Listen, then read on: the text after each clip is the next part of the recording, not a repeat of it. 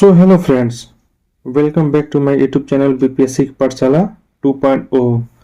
हम लोग इस वीडियो के माध्यम से खान सर के द्वारा आयोजित बिहार दरोगा टेस्ट सीरीज को देख रहे थे, जिसमें हम लोग टेस्ट 1 को कंप्लीट कर चुके हैं। आज हम लोग टेस्ट 2 को देखने वाले हैं। चलिए आज हम बिना देरी करते हुए चलते हैं आज के पहले प्रश्न की ओर। आज का पहला प्रश्न है,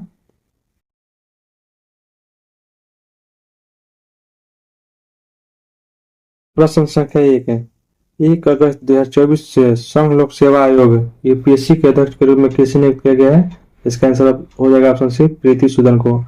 1 अगस्त 2024 से संघ लोक सेवा आयोग यूपीएससी के अध्यक्ष के रूप में किसे नियुक्त किया गया है? ऑप्शन सी, प्रीति सूदन को।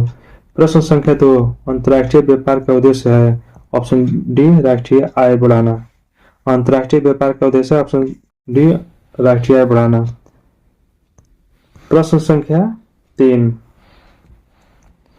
कुल पूर्ति की तुलना में मांग में अत्यधिक वृद्धि के परिणाम स्वरूप मूल्य के समान स्तर में स्थिर वृद्धि को क्या कहते हैं? इसका आंसर हो जाएगा ऑप्शन बी, मांग पुष्पस्फीति। कुल आपूर्ति की तुलना में मांग में अत्यधिक वृद्धि के परिणाम स्वरूप मूल्य के समान स्तर में स्थिर वृद्धि को क्या कहते हैं? तो मांग पुष्पस्फीति। प्रश्न संख्या 4, भारत में सकल घरेलू उत्पाद में योगदान की दृष्टि से दूसरा सबसे बड़ा क्षेत्र कौन सा है? ऑप्शन हो जाएगा ऑप्शन ए, विनिर्माण। दूसरा सबसे बड़ा क्षेत्र हो जाएगा विनिर्माण और पहला क्या रहेगा? तो सेवा। फर्स्ट नंबर पर सेवा। बढ़ते हैं अगले प्रश्न पर। प्रश्न संख्या 5। प्रश्न संख्या 5, किसी वस्तु की कीमत।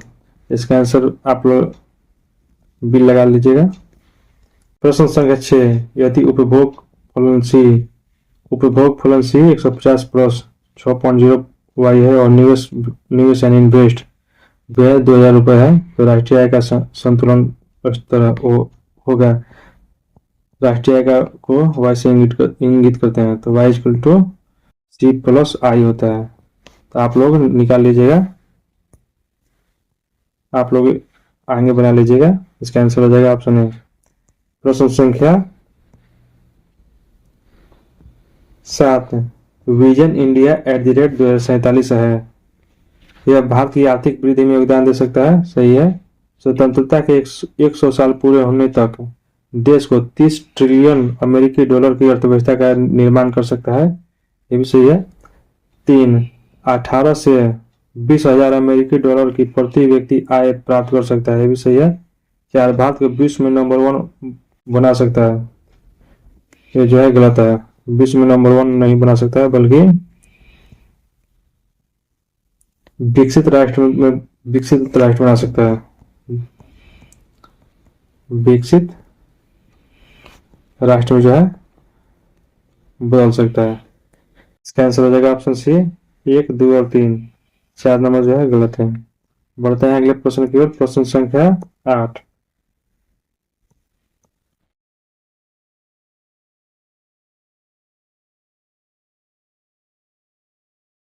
प्रश्न संख्या 8, भारत में बेरोजगारी के आंकड़े कौन तैयार करता है? इसका आंसर हो जाएगा ऑप्शन सी, राष्ट्रीय नमूना सर्वेक्षण संगठन NSSO। भारत सरकार ने NSSO और CSO को मिलाकर क्या कर दिया है? NSO,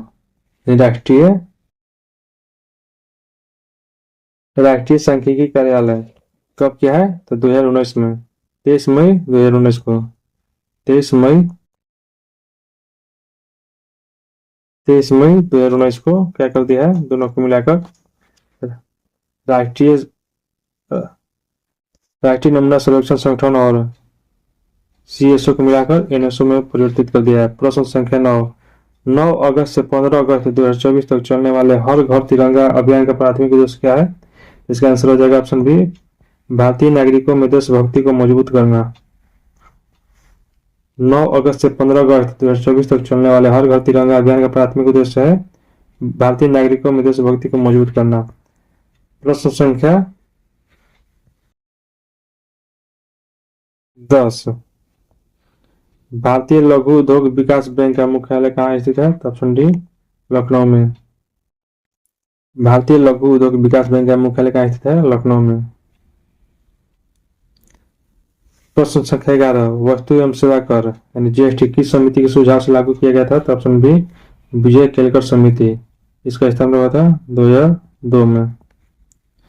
वस्तु एवं सेवा कर कैसा कर है? तो ये जो है अप्रत्यक्ष कर है, अप्रत्यक्ष कर है। वस्तु एवं सेवा कर कैसा कर है? तो अप्रत्यक्ष कर है। और लागू लागू कब किया गया था? इसको लागू किया गया था 1 जुलाई 2017 से। 1 जुलाई 2017 से।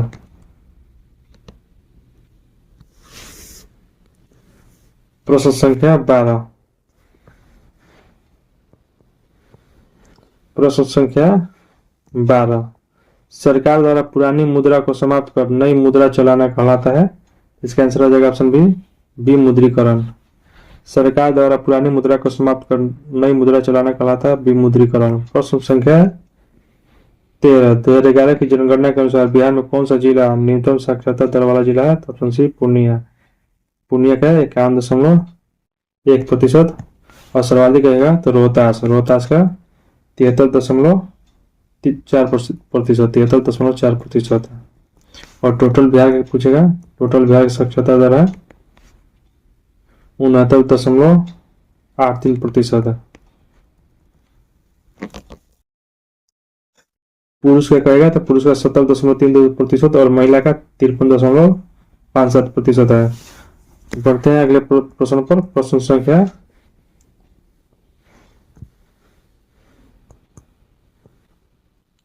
प्रश्न संख्या 14, निम्नलिखित देशों में से किसमें तमिल एक प्रमुख भाषा है? तो ऑप्शन डी सिंगापुर। निम्नलिखित देशों में किसमें तमिल एक प्रमुख भाषा है? Option D Singapore. प्रश्न संख्या 15, संघ या बौद्ध मठों में रहने वाले लोगों के लिए नियमों का संग्रह था? Option C Vinaya Pitaka. संघ या बौद्ध मठों में रहने वाले लोगों के लिए नियमों का संग्रह था विनय पिटक। सुत पिटक में नियम क्या है? तो उपासकों के लिए मार्गदर्शन और अभिधम पिटक के नियम विशेष या उच्च शिक्षा। प्रश्न संख्या 16, अशोक ने अपने शिलालेख में अपने समकालीन दक्षिण के किस राजवंश का उल्लेख नहीं किया था? Option B Pallav. अशोक ने अपने शिलालेख में अपने समकालीन दक्षिण के किस राजवंश का उल्लेख नहीं किया था? तो ऑप्शन बी पल्लव। पल्लव का जो है उल्लेख नहीं किया था। केरल पुत्र, सत्यपुत्र, चोल और पांड्य का जो है उल्लेख किया था। चार राजवंश का जो है उल्लेख किया था। राजवंश का उल्लेख जो है किया था। केरल पुत्र, सत्यपुत्र, चोल और पांड्य का उल्लेख किया था। पल्लव का उल्लेख नहीं किया था। प्रश्न संख्या 17,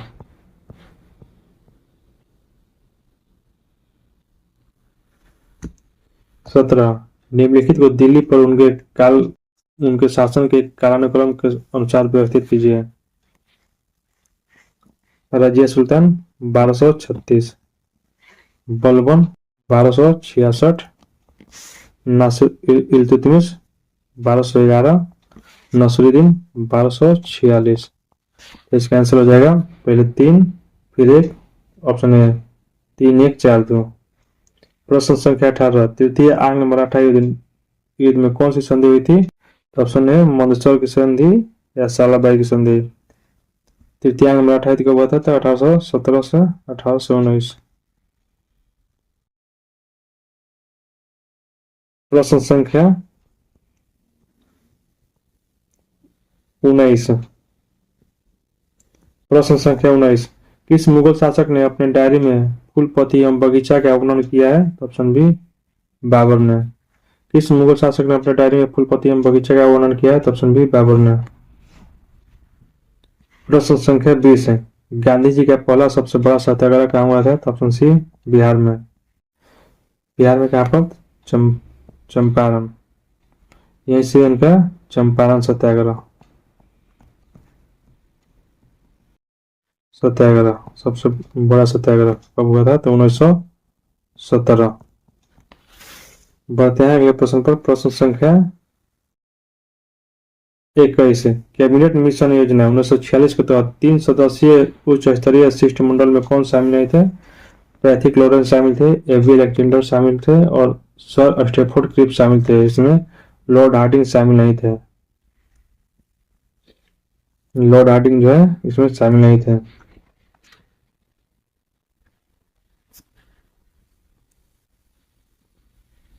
लॉर्ड हार्डिंग का कार्यकाल था 1910 से 1916। 1910 से 1916। इन्हीं के शासनकाल में 1911 में भारत की राजधानी कलकत्ता से दिल्ली स्थानांतरित किया गया था और 1911 में दिल्ली दरबार का आयोजन किया गया था। इन्हीं के शासनकाल में पटना उच्च न्यायालय की स्थापना 1916 में किया गया था। प्रश्न संख्या 22। स्वतंत्र भारत के प्रथम भारतीय गवर्नर जनरल तथा भारत के अंतिम गवर्नर जनरल थे श्री राजगोपालाचारी। स्वतंत्र भारत के प्रथम भारतीय गवर्नर जनरल तथा भारत के अंतिम गवर्नर जनरल थे श्री राजगोपालाचारी। 1950 के बाद 1950 के बाद भारतीय गवर्नर जनरल का पद को जो है समाप्त कर दिया गया था। स्वतंत्रता के बाद भारत के प्रथम गवर्नर जनरल थे लॉर्ड माउंटबेटन और अंतिम वायसराय थे लॉर्ड माउंटबेटन। भारत के प्रथम वायसराय लॉर्ड कैनिंग। भारत के प्रथम वायसराय कौन थे? Lord Canning. भारत के अंतिम वायसराय लॉर्ड माउंटबेटन और स्वतंत्र भारत के प्रथम governor general Lord Mountbatten. Shri राज्यपाल हो जाएंगे स्वतंत्र भारत के प्रथम भारतीय गवर्नर जनरल तथा भारत के अंतिम गवर्नर जनरल। प्रश्न संख्या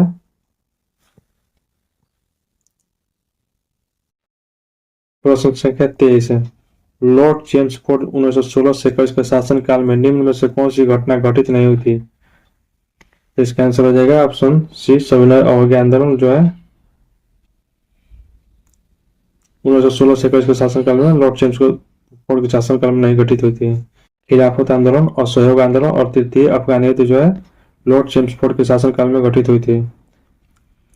लॉर्ड चेम्सफोर्ड के शासनकाल में ही जलियांवाला बाग हत्याकांड घटित हुआ था और रोलैक्ट एक्ट पारित हुआ था। सेटलर आयोग का गठन किया गया था और कांग्रेस का लखनऊ अधिवेशन इन्हीं के शासनकाल में हुआ था। प्रश्न संख्या 24।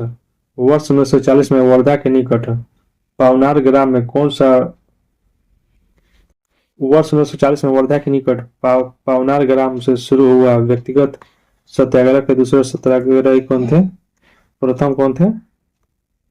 फर्स्ट विनोबा भावे, दूसरा सेकंड जवाहरलाल नेहरू, तीसरा थे ब्रह्मदत्त। तो दूसरे कौन थे? तो जवाहरलाल नेहरू। व्यक्तिगत सत्याग्रह के उद्घाटन किसने किया था? तो गांधी जी ने। व्यक्तिगत सत्याग्रह का उद्घाटन किसने किया था? गांधी जी ने। उद्घाटन बढ़ते हैं अगले प्रश्न पर। प्रश्न संख्या 25 है। बिहार में घाघरा नदी किस स्थान पर गंगा में मिलती है? तो ऑप्शन बी, छपरा के निकट है। बिहार में घाघरा नदी किस स्थान पर गंगा में मिलती है? तो छपरा के निकट है। और बिहार में कहाँ प्रवेश करती है? बिहार में घाघरा नदी कहाँ प्रवेश करती है? कहाँ पर प्रवेश करती है? तो गोपालगंज में। गोपालगंज में प्रवेश करती है। बिहार में घाघरा नदी कहाँ प्रवेश करती है? गोपालगंज में। और कहाँ गंगा में मिलती है? छपरा के निकट मिलती है। बढ़ते हैं अगले प्रश्न पर। प्रश्न संख्या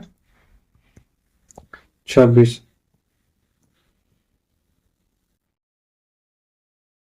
प्रश्न संख्या 26। निम्नलिखित में से किन दो देशों के बीच सबसे ऊंची अंतर्राष्ट्रीय सीमा शीर्ष बिंदु फैली हुई है? तो ऑप्शन बी, नेपाल और चीन।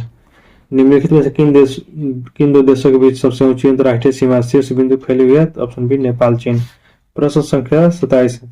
अत्यधिक प्रचंड चक्रवाती तूफान बिपर जो है उष्णकटिबंधीय चक्रवात है जो पूर्व मध्य अरब सागर में निर्मित, जिनके कारण भारत के सर्वाधिक प्रभावित तटीय क्षेत्र है। कौन है? तो गुजरात तटीय क्षेत्र में बिपरजॉय का नाम कौन सा देश रखा था? तो बांग्लादेश। बिपरजॉय नाम दिया था बांग्लादेश। बढ़ता है अगले प्रश्न पर। प्रश्न संख्या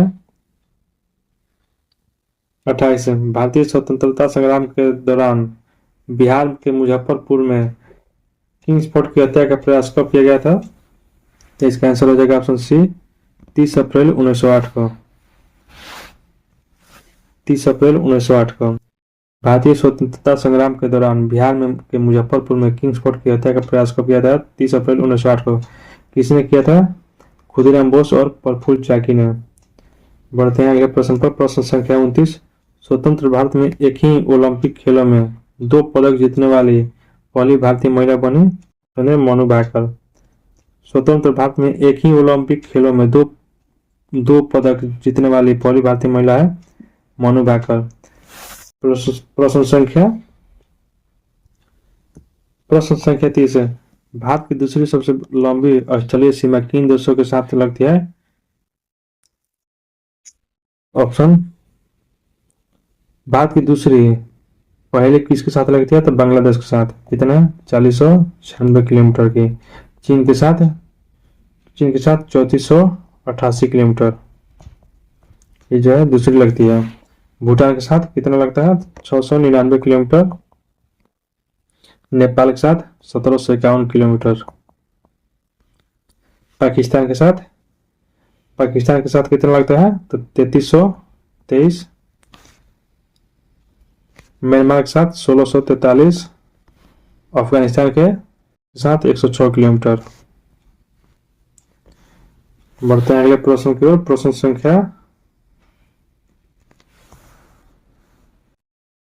संख्या 31 है। थायरॉक्सिन संबंधित नहीं है। थायरॉक्सिन किससे संबंधित नहीं है? तो इसका आंसर हो जाएगा ऑप्शन डी। तो पीस ग्रंथि से निकलने वाला हार्मोन है, ये जो है गलत है। पीस ग्रंथि नहीं बल्कि क्या हो जाएगा यहाँ पर? ऑटू ग्रंथि। यह ऑटू ग्रंथि से निकलने वाला हार्मोन है। यह कोशिकीय शोषण की गति को तीव्र रखता है, सही है। इसकी कमी से बच्चों का मानसिक एवं शारीरिक विकास अवरुद्ध हो जाता है, यह भी सही है। सी इसकी अधिकता से एक्सोपथेलेमिया रोग हो जाता है, जिसमें आंख फूलकर नेत्र कोटर से बाहर निकल जाता है, यह भी सही है। प्रश्न संख्या 32 है। सबसे अच्छा प्रोबायोटिक्स क्या है? तो ऑप्शन डी दही। सबसे अच्छा प्रोबायोटिक्स है दही। बढ़ते हैं अगले प्रश्न की ओर। प्रश्न संख्या 33 है। कार टी सेल थेरेपी संबंधित है। ऑप्शन है कैंसर के इलाज में प्रयोग होता है। कार टी सेल थेरेपी संबंधित है, कैंसर के इलाज से संबंधित है। प्रश्न संख्या 34। प्रश्न संख्या 34। सरीसृप डायनासोर एक मध्यजीवी या मेसोजोइक महाकल्प में थे। मध्यजीवी महाकल्प में शामिल थे। ए जुरासिक कल्प, बी क्रिटेशियस कल्प, सी ट्रायसिक कल्प है। इसका आंसर हो जाएगा ऑप्शन डी, इनमें सभी। ये जो है सभी जो है मध्यजीवी महाकल्प में शामिल थे। जुरासिक कल्प, क्रिटेशियस कल्प, ट्रायसिक कल्प। प्रश्न संख्या 36 है। विश्व में गेहूं का दूसरा सबसे बड़ा उत्पादक देश कौन सा है? तो ऑप्शन डी अपना भारत। प्रथम स्थान पर चीन। भारत जो है विश्व में 12% जो है गेहूं का उत्पादन करता है। भारत विश्व का 12% गेहूं का उत्पादन करता है। प्रश्न संख्या 36। किस देश को हर्मिट किंगडम के नाम से जाना जाता है? किस देश को जो है हर्मिट किंगडम के नाम से जाना जाता है? तो ऑप्शन सी उत्तरी कोरिया। उत्तरी कोरिया को हर्मिट किंगडम के नाम से जाना जाता है। जापान को किस नाम से जाना जाता है? सूर्योदय का देश। सूर्योदय का देश किसको कहा जाता है? जापान को। कंगारुओं का देश ऑस्ट्रेलिया को। और सफेद हाथियों का देश थाईलैंड को। सफेद हाथियों का देश, सफेद हाथियों का देश किसे कहा जाता है? थाईलैंड को। सफेद हाथियों का देश थाईलैंड को। हर्मिट किंगडम उत्तरी कोरिया। प्रश्न संख्या 37। वियतनाम की राजधानी कहाँ है? हनोई है। वियतनाम की राजधानी हनोई है। इंडोनेशिया किसकी राजधानी है? जकार्ता। जकार्ता जो है इंडोनेशिया की राजधानी है।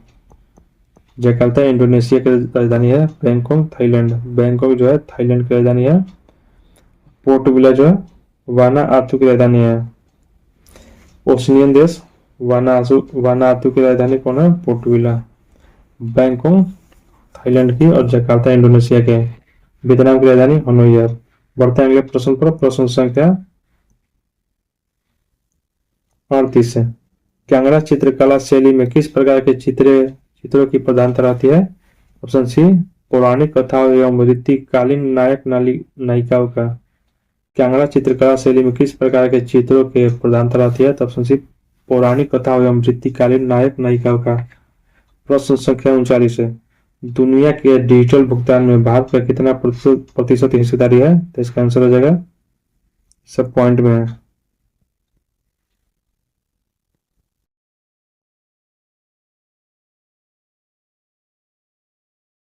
दुनिया के डिजिटल भुगतान में भारत का कितना प्रतिशत हिस्सेदारी है? तो इसका आंसर हो जाएगा ऑप्शन है 48.5%। दुनिया के डिजिटल भुगतानों में भारत का कितना प्रतिशत हिस्सेदारी है? तो ऑप्शन ए 48.5%। बढ़ते हैं अगले प्रश्न की ओर।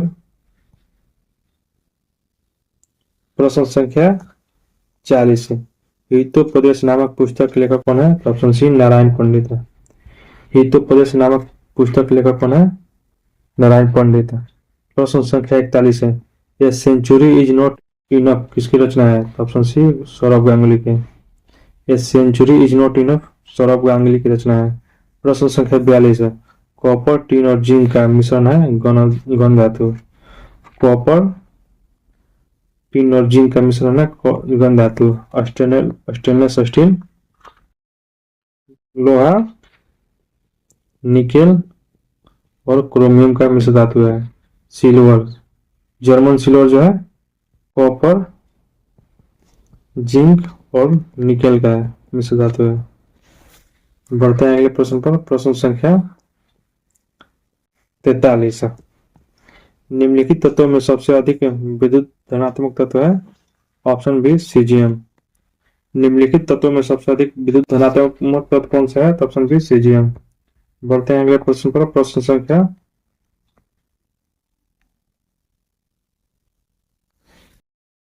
44 है।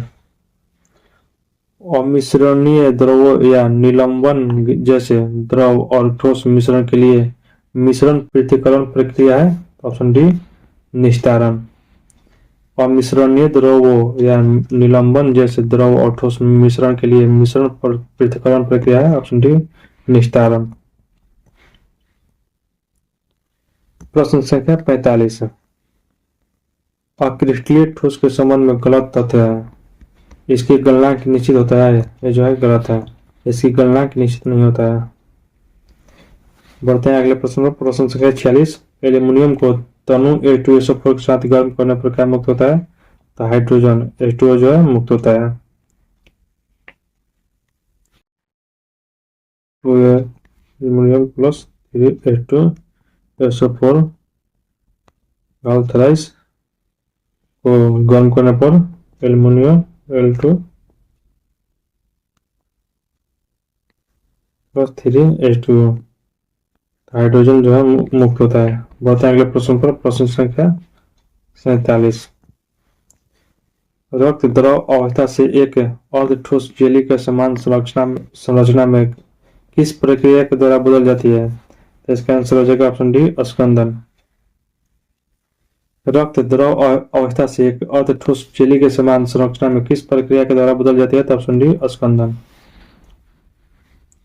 बढ़ते हैं अगले प्रश्न पर। प्रश्न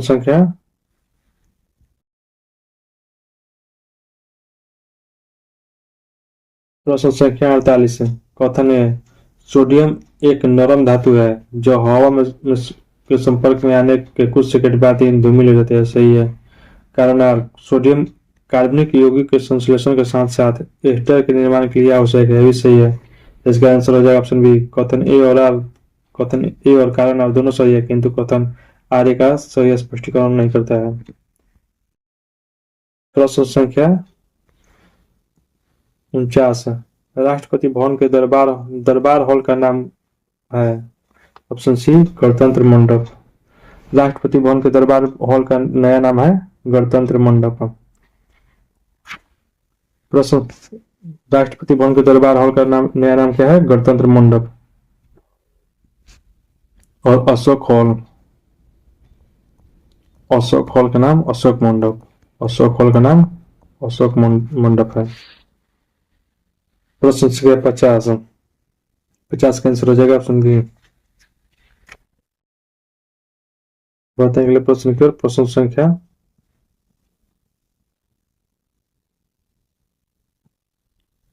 51, प्रश्न संख्या 51, डॉसिंग अंपायर के नाम से कौन जाना जाता है? तो ऑप्शन सी डेविड शेफर्ड।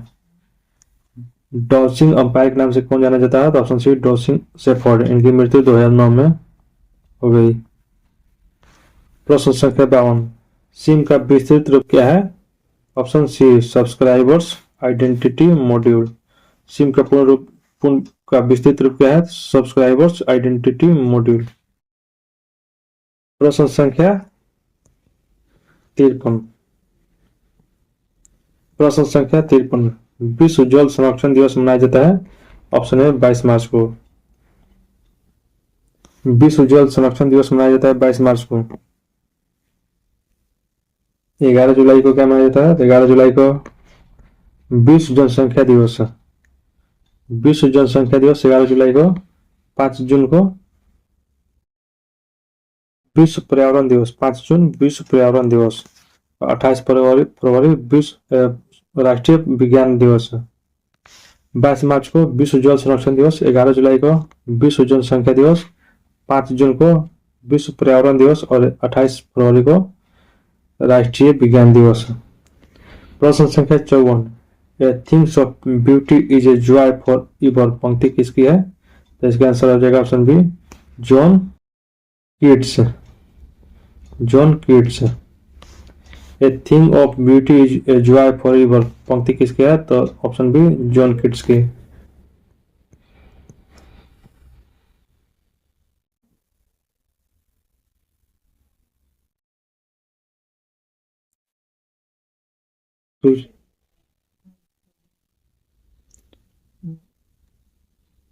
प्रश्न संख्या 55, सूची 1 तथा सूची 2 को सम्मिलित कीजिए तथा सूचियों के नीचे दिए गए कूट से सही उत्तर का चयन कीजिए। एक तरफ खिलाड़ी का नाम दिया गया और एक तरफ उपनाम। वाइचुंग भूटिया, वाइचुंग भूटिया को द सिक्किम स्नाइपर के नाम से जाना जाता है। मैरी कॉम को मैग्निफिसेंट मैरी। हिमा दास को ढिंग एक्सप्रेस के नाम से जाना जाता है। संदीप सिंह को फ्रिलकर सिंह के नाम से जाना जाता है। इसका आंसर हो जाएगा 3-4-2-1, 3-4-2-1, 3-4-2-1, ऑप्शन नंबर बी 3-4-2-1। बढ़ते हैं अगले प्रश्न की ओर। प्रश्न संख्या 56, किस ग्रुप के खिलाड़ियों में प्रत्येक पक्ष में खिलाड़ियों की संख्या समान होती है? देख लेते हैं कि किस खेल में कितने खिलाड़ी होते हैं। फुटबॉल में कितने होते हैं? फुटबॉल में 11, फुटबॉल में 11, रग्बी में 15, वाटर पोलो में 7, पोलो में 4, वाटर पोलो 7, बास्केटबॉल में 5 होता है, बेसबॉल में 9 और खो खो में 9। तो इसका कौन सा सही समान है? तो ऑप्शन डी बेसबॉल और खो खो 9-9। तो इसका आंसर हो जाएगा ऑप्शन डी बेसबॉल और खो खो। किस ग्रुप के खेलों में प्रत्येक पक्ष में खिलाड़ियों की संख्या समान होती है? तो ऑप्शन डी बेसबॉल और खो खो में 9-9 खिलाड़ी होते हैं। प्रश्न संख्या 57, ज्ञानपीठ पुरस्कार प्राप्त करने वाले बिहार के पहले व्यक्ति रामधारी सिंह दिनकर को उर्वशी पुस्तक के लिए उन्हें कब पुरस्कार दिया गया था? तो इसका आंसर हो जाएगा ऑप्शन ए 1972 में। ज्ञानपीठ पुरस्कार प्राप्त करने वाले बिहार के पहले व्यक्ति रामधारी सिंह दिनकर को उर्वशी पुस्तक के लिए उन्हें कब पुरस्कार दिया गया था? तो ऑप्शन है 1972 को। बढ़ते हैं अगले प्रश्न की तरफ। प्रश्न संख्या 58, प्रश्न संख्या 58, भारत के झंडे का निर्माण पिंगली वेंकैया ने किया है। वे किस राज्य से संबंधित है? तो ऑप्शन डी आंध्र प्रदेश से। भारत के झंडे का निर्माण पिंगली वेंकैया ने किया। वे किस राज्य से संबंधित थे? तो ऑप्शन डी आंध्र प्रदेश। प्रश्न संख्या 59। यूरो 2024 फाइनल किसने जीता?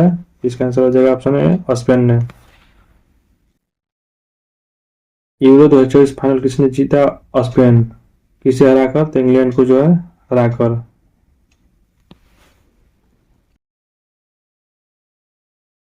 प्रश्न संख्या 60। सेफ्टी लेजर का आविष्कार किसने किया? ऑप्शन है लीजेट ने। कि कब किया था? तो 1901 ईस्वी में। 1901 ईस्वी में सेफ्टी लेजर का आविष्कार किसने किया था? तो ऑप्शन है जिलेट ने। प्रश्न संख्या 61। तलवार को रखने का साधन वाक्यांश के लिए एक शब्द है संधि म्यान। तलवार को म्यान में रखा जाता है। तुनीर, तुरीर में तीर, तुनीर तीर। Chambers room. Dock, dock and dock, dock में जलियानों के ठहरने का स्थान। जलियानों में को ठहरने का स्थान को डॉक कहा जाता है। प्रश्न संख्या 62। किस समूह में सही अर्थ नहीं प्रकट करने वाले शब्द युग्मित है? इसका आंसर हो जाएगा ऑप्शन सी तरनी नाव, तरनी सुर।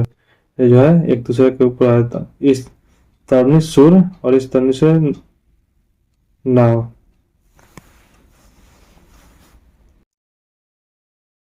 बढ़ते हैं अगले प्रश्न की ओर। प्रश्न संख्या 63। शून्य में स्वतंत्र रूप से गिरने वाली वस्तु को कहते हैं का समान त्वरण होता है। शून्य में स्वतंत्र रूप से गिरने वाली वस्तु का त्वरण जो है समान होता है। प्रश्न संख्या 64। मनुष्य दाढ़ी बनाने में कौन सा दर्पण प्रयोग करता है? तो इसका आंसर हो जाएगा ऑप्शन है उत्तल दर्पण। मनुष्य दाढ़ी बनाने में कौन सा दर्पण प्रयोग करता है? तो उत्तल दर्पण। प्रश्न संख्या 65। 20 किलोग्राम भार की एक नाव पानी पर तैरती है तो विस्थापन पानी का भार होगा 200 किलोग्राम। प्रश्न संख्या 66। क्रोमेटोग्राफी या वर्ण लेखन के संबंध में सही नहीं है। इसका आंसर हो जाएगा ऑप्शन डी। यह रंगीन पदार्थ के प्रभावी आसन में प्रयोग होता है, जो है गलत है, नहीं होता है, प्रयोग नहीं होता है। यह पहली बार 1900 में इटली में जन्मे वैज्ञानिक मिखाइल तस्वेट द्वारा खोजा गया था। सही है। यह रंगीन रसायनों के मिश्रण को पृथक करने की एक रासायनिक तकनीक है। ये भी सही है। यह पेट्रोलियम उद्योग में तकनीक हाइड्रोकार्बन का जटिल मिश्रण का विश्लेषण करने के लिए कार्य आता है। ये भी सही है। इसका गलत आंसर कौन सा हो जाएगा? तो ऑप्शन डी। बढ़ते हैं अगले प्रश्न की ओर। प्रश्न संख्या 67। 67 का आंसर हो जाएगा सी। आप लोग इसको देख लीजिएगा। प्रश्न संख्या 68। 68 का आंसर बी 47। प्रश्न संख्या 69। वर्ष 2000 में स्थापित कोलंबो सिक्योरिटी कॉन्क्लेव CSC का उद्देश्य क्या है? तो इसका आंसर हो जाएगा ऑप्शन डी समुद्री सहयोग का विस्तार करना। समुद्री सहयोग का क्या करना? विस्तार करना। वर्ष 2000 में स्थापित कोलंबो सिक्योरिटी कॉन्क्लेव CSC का उद्देश्य क्या है? तो समुद्री सहयोग का विस्तार करना। बढ़ते हैं अगले प्रश्न की ओर। प्रश्न संख्या 70। 70 का आंसर हो जाएगा ऑप्शन है 2590। आप लोग मैथ को देख लीजिएगा। प्रश्न संख्या 71। 71 का आंसर हो जाएगा ऑप्शन है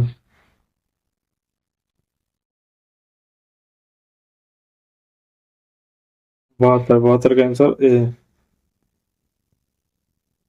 बढ़ते हैं अगले प्रश्न की ओर। प्रश्न संख्या 73। 2 बजकर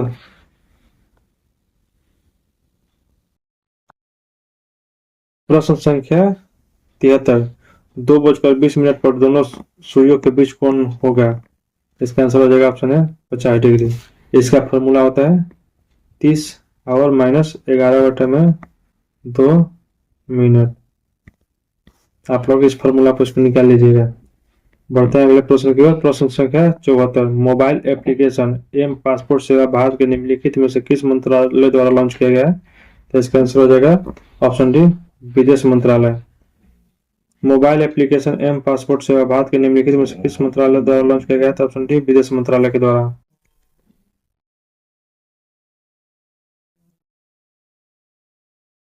प्रश्न संख्या 75। भारत में राष्ट्रीय बालिका दिवस किस तिथि को मनाया जाता है? तो इसका आंसर हो जाएगा ऑप्शन है 24 जनवरी को। भारत में राष्ट्रीय बालिका दिवस किस तिथि को मनाया जाता है? तो ऑप्शन है 24 जनवरी को। प्रश्न संख्या 76। आधुनिक ओलंपिक खेल के संदर्भ में सही नहीं है। इसका आंसर हो जाएगा ऑप्शन डी चार्ल्स पियरे डेफ्रेड एक यूनानी शिक्षक थे। यूनानी नहीं बल्कि फ्रांसीसी शिक्षक थे। फ्रांसीसी फ्रांसीसी शिक्षक थे। Charles Pierre Pierre Charles Pierre डेफ्रेडे एक फ्रांसीसी शिक्षक और इतिहासकार थे जिन्हें आधुनिक ओलंपिक खेलों का जनक के रूप में जाना जाता है। बाकी सभी कथन जो है सही है। तो इसका आंसर हो जाएगा ऑप्शन डी। बढ़ते हैं अगले प्रश्न की ओर। प्रश्न संख्या 77। भारतीय संविधान के किस अनुच्छेद के तहत नीति आयोग का गठन 1 जनवरी 2015 को किया गया था? तो इसका नीति आयोग एक गैर संवैधानिक निकाय है। इसका जो है संविधान में कोई प्रावधान नहीं है, तो इसलिए इस अनुच्छेदों में कोई नहीं है। इसका आंसर हो जाएगा डी। अनुच्छेद 280 वित्त आयोग से संबंधित है। प्रश्न संख्या 78।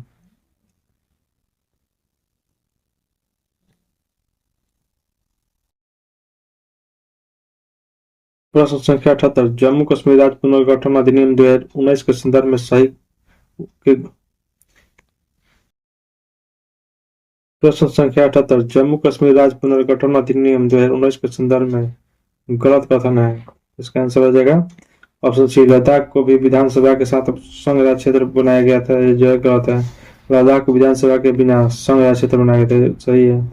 जम्मू कश्मीर को अनुच्छेद 239(1) के तहत विधानसभा के साथ संघ राज्य क्षेत्र बनाया गया था, सही है।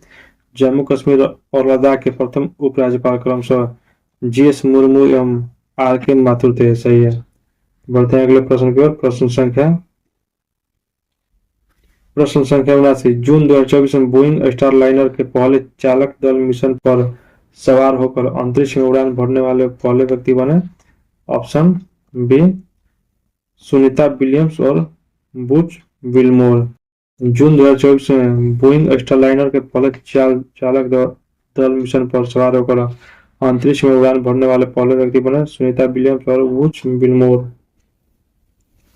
बढ़ते हैं अगले प्रश्न की ओर। प्रश्न संख्या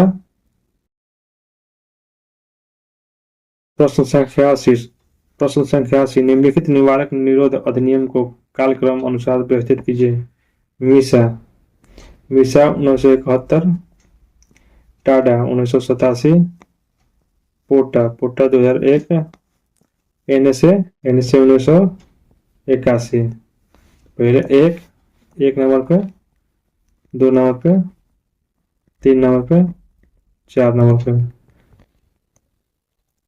1 4 3 2 1 4 3 1 4 2 3 1 4 2 3 ऑप्शन बी। बढ़ते हैं अगले प्रश्न की ओर। प्रश्न संख्या 81। संसद के अवकाश है या सत्र नहीं चलने की स्थिति में राष्ट्रपति को किस अनुच्छेद के तहत अध्यादेश जारी करने का अधिकार है? इसका आंसर हो जाएगा ऑप्शन सी अनुच्छेद 123 है। कि संसद के अवकाश सत्र नहीं चलने की स्थिति में राष्ट्रपति को किस अनुच्छेद के तहत अध्यादेश जारी करने का अधिकार है? तो ऑप्शन सी अनुच्छेद 123 है। प्रश्न संख्या 82। सदन में किसी बैठक के लिए गणपूर्ति अध्यक्ष सहित कोरम कितना होता है? ऑप्शन डी सदन के सदस्यों की कुल संख्या का 10वां भाग। सदन में किसी बैठक के लिए गणपूर्ति अध्यक्ष सहित कोरम कितना होता है? ऑप्शन डी सदन के सदस्यों की कुल संख्या का 10वां भाग। प्रश्न संख्या 83। निम्नलिखित में संवैधानिक आयोग नहीं है। इसका आंसर हो जाएगा ऑप्शन बी राष्ट्रीय पिछड़ा वर्ग आयोग। निम्नलिखित में संवैधानिक आयोग नहीं है, तो ऑप्शन बी राष्ट्रीय पिछड़ा वर्ग आयोग।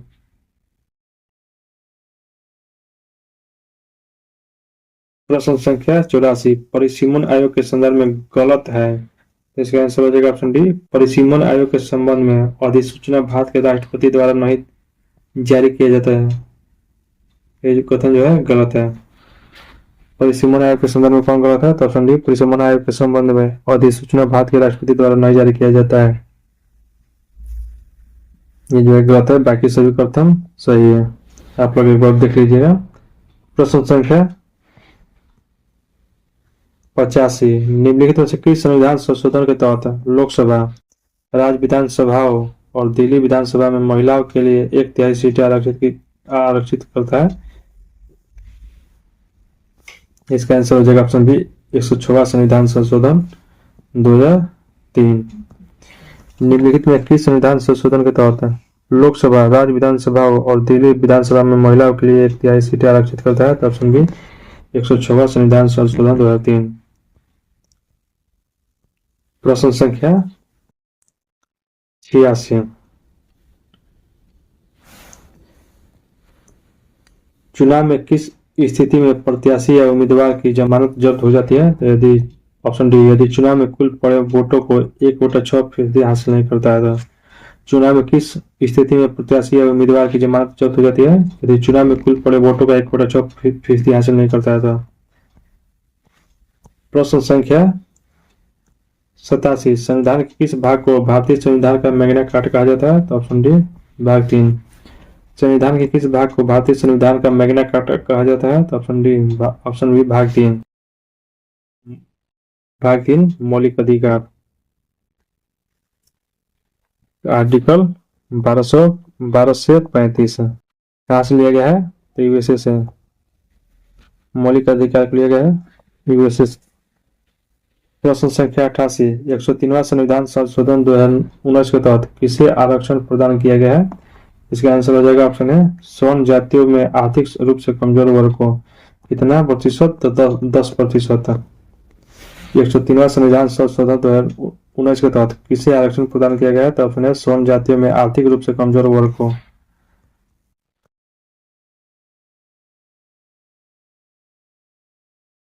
प्रश्न संख्या 89 कोच्चि हवाई अड्डे पर प्रस्तावित परियोजना को विश्व स्तर पर अद्वितीय बनाता है? इसका आंसर हो जाएगा ऑप्शन बी किसी हवाई अड्डे में पहला हरित हाइड्रोजन संयंत्र। कोच्चि हवाई अड्डे पर प्रस्तावित परियोजना को विश्व स्तर पर अद्वितीय बनाता है किसी हवाई अड्डे में पहला हरित हाइड्रोजन संयंत्र। प्रश्न संख्या 90 औद्योगिक विकास की गति तेज करने के लिए मेक इन इंडिया कार्यक्रम की शुरुआत वर्ष 2014 से हुई, जिसका प्रतीक निम्नलिखित में कौन सा है? ऑप्शन डी कोक से बने शेर। औद्योगिक विकास की गति तेज करने के लिए मेक इन इंडिया कार्यक्रम की शुरुआत वर्ष 2014 से हुई, जिसका प्रतीक निम्नलिखित में कौन सा है? ऑप्शन डी कोक से बने शेर। प्रश्न संख्या 91 अधिसीमांत उपभोग प्रवृत्ति एमपीसी 0.8 है, तो सीमांत बचत प्रवृत्ति एमपीएस का मान होगा। यहाँ पर दशमलव है। एमपीसी प्लस एमपीएस बराबर कितना होता है? तो 1 होता है। एमपीएस दिया है, एमपीएस का मान दिया है 0.8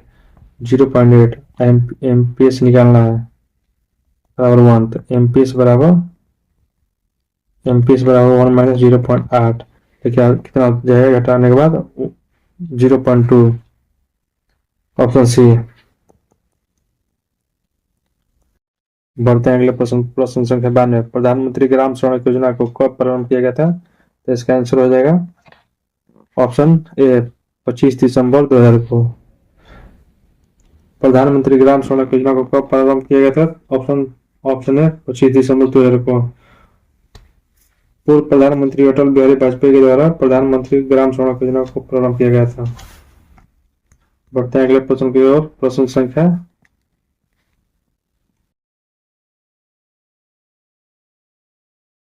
93 भारत का एकमात्र सक्रिय ज्वालामुखी किस द्वीप में स्थित है? तो इसका आंसर हो जाएगा ऑप्शन बी बंगाल की खाड़ी में। कौन सी ज्वालामुखी है? तो बैरन। बैरन ज्वालामुखी। ये जो है भारत के साथ साथ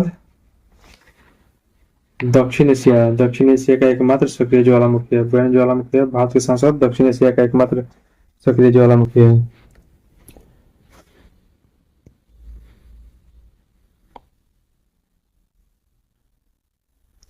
प्रश्न संख्या 94। सूची 1 तथा सूची 2 को सम्मिलित कीजिए तथा सूचियों के नीचे दिए गए कोड से सही उत्तर का चयन कीजिए। भरतनाट्यम तमिलनाडु, कुचिपुड़ी आंध्र प्रदेश, कथकली केरल, ओडिसी ओडिशा। इसका आंसर हो जाएगा 4-3-2-1। ऑप्शन है 4-3-2-1। भरतनाट्यम तमिलनाडु, कुचिपुड़ी आंध्र प्रदेश, कथकली केरल, ओडिसी ओडिशा। बढ़ते हैं अगले प्रश्न की ओर। प्रश्न संख्या 95। राष्ट्रपति द्रौपदी मुर्मू को अगस्त 2024 में अपनी यात्रा के दौरान राष्ट्रपति विलियम केटोनिवरे ने फिजी का सर्वोच्च सम्मान प्रदान किया है। इसका आंसर हो जाएगा option C, companion of the order of Fiji. Companion of the order of Fiji से। बढ़ते हैं अगले प्रश्न की ओर। प्रश्न संख्या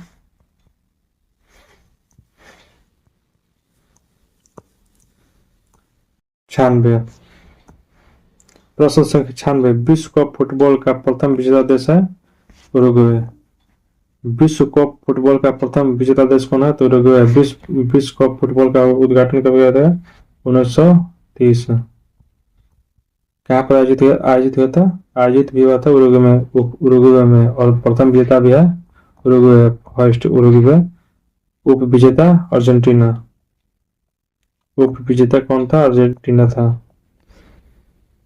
यदि ये मैथ में आप लोग देख लीजिएगा, इसको शॉर्ट ट्रिक निकालने के लिए 26 में 9 से डिवाइड करेंगे तो 1 का मान आएगा। 9 दूनी 18 हो जाएगा 8। अब 8 को 9 से कर देंगे तो बी का मान निकल जाएगा 1। बी का मान हो जाएगा 1, 8। यहाँ पर 1, यदि को 8 से डिवाइड कर देंगे 8 बार में चला जाएगा तो तीनों को जोड़ देंगे। इसी का मान होगा 8, 9, 9, 2, 11। 11 इसका आंसर हो जाएगा। पढ़ते हैं अगले प्रश्न पर। प्रश्न संख्या 98। विधान परिषद राज्य विधानमंडल का उच्च सदन होता है। इसकी स्थापना और समाप्ति का प्रावधान किस अनुच्छेद में किया गया है? तो इसका आंसर हो जाएगा ऑप्शन बी, अनुच्छेद 169। विधान परिषद राज्य विधानसभा का उच्च सदन होता है। इसकी स्थापना और समाप्ति का प्रावधान किस अनुच्छेद में किया गया है? तो अनुच्छेद 169 में।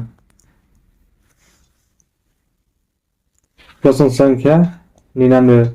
भारत रत्न से सम्मानित एम.एस. सुब्बुलक्ष्मी किस संगीत से संबंधित थी? ऑप्शन बी, कर्नाटक संगीत से। भारत रत्न से सम्मानित एम.एस. सुब्बुलक्ष्मी किस संगीत से संबंधित थी? ऑप्शन बी, कर्नाटक संगीत। प्रश्न संख्या 100 का आंसर हो जाएगा सी,